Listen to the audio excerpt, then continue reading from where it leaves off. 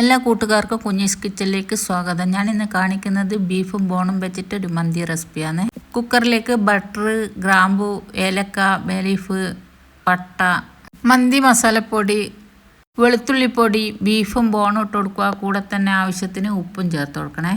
ഇനി കുറച്ച് വെജിറ്റബിളിൻ്റെ ആവശ്യമുണ്ട്. ഉള്ളി, തക്കാളി, പച്ചമുളക്, ക്യാപ്സിക്കം, മല്ലി, പുതിന. ഇതൊക്കെ ഒരു മിക്സിൻ്റെ ജാറിലിട്ട് കുറച്ച് വിനാഗിരിയും ചേർത്ത് അടിച്ചെടുത്തിട്ട് വന്നിട്ടുണ്ട്. അത് ബീഫിലേക്ക് പാർന്നതിന് ശേഷം നല്ലോണം മിക്സ് ചെയ്തിട്ട് നല്ലോണം വേവിച്ചെടുക്കണേ. അങ്ങനെ ഇറച്ചി നല്ലോണം വെന്ത് കിട്ടിയിട്ടുണ്ട്.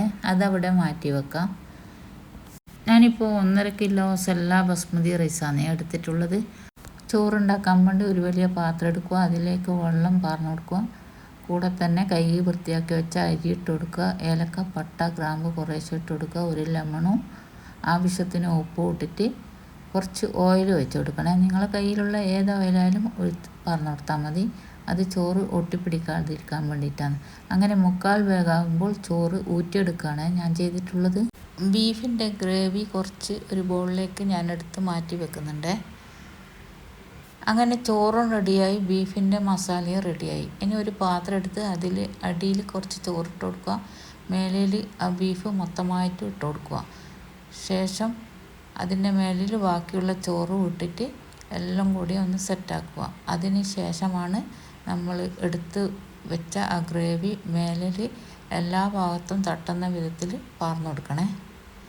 ഗ്രേവി ഒഴിച്ച് സെറ്റായതിന് ശേഷം ഒരു 10 മിനിറ്റ് ചെറിയ തീയിൽ ഗ്യാസ് നോക്കണേ, ദമ്മാൻ വേണ്ടിയിട്ട്. ഞാനിപ്പോൾ മയോണൈസും തക്കാളി സോസുമാണ് ഉണ്ടാക്കിയിട്ടുള്ളത്. ഇതിൻ്റെ കൂടെ ഞാൻ ഉണ്ടാക്കുന്ന മയോണൈസിൻ്റെ റെസിപ്പി പറഞ്ഞിട്ടെ. ഒരു മിക്സിൻ്റെ ജാറിൽ 2 മുട്ട പൊട്ടിച്ച് പാർന്നു കൊടുക്കുക. കുറച്ച് വെളുത്തുള്ളി കട്ട് ചെയ്ത് ഇട്ട് കൊടുക്കുക.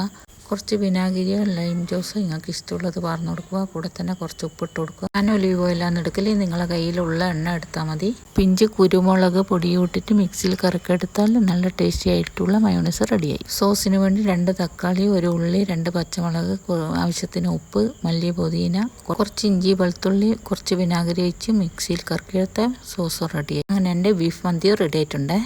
എല്ലാവരും ഒരു പ്രാവശ്യമെങ്കിലും ഇങ്ങനെ ബീഫ് മന്തി ഉണ്ടാക്കി നോക്ക്. ഞാൻ ഉണ്ടാക്കിയതുകൊണ്ട് പറയുന്നതല്ല, അടിപൊളി ടേസ്റ്റാണ്. ഒട്ടും എണ്ണയൊന്നുമില്ലാതെയാണ് ഈ ബീഫ് മന്തി റെഡിയാക്കിയിട്ടുള്ളത്. ബീഫ് മസാലയിൽ ചെറിയ പീസ് ഇഞ്ചി ഇട്ടിട്ടേനു കാണിക്കാൻ വിട്ടുപോയതാണ്. എൻ്റെ പുതിയ കൂട്ടുകാരെല്ലാം ലൈക്കും കമൻറ്റും സബ്സ്ക്രൈബും ചെയ്യണേ. മാഷാ അല്ലാ, അൽഹംദുലില്ലാഹ്. എൻ്റെ വീഡിയോക്ക് വ്യൂസ് കുറേ കിട്ടുന്നുണ്ട്. സബ്സ്ക്രൈബാണ് കുറവ്. എല്ലാവരും സബ്സ്ക്രൈബും ചെയ്ത് കമൻറ്റും ലൈക്കും അടിക്കണേ. പുതിയൊരു വീഡിയോ ആയിട്ട് വരാം. അതുവരേക്കും ബായ്.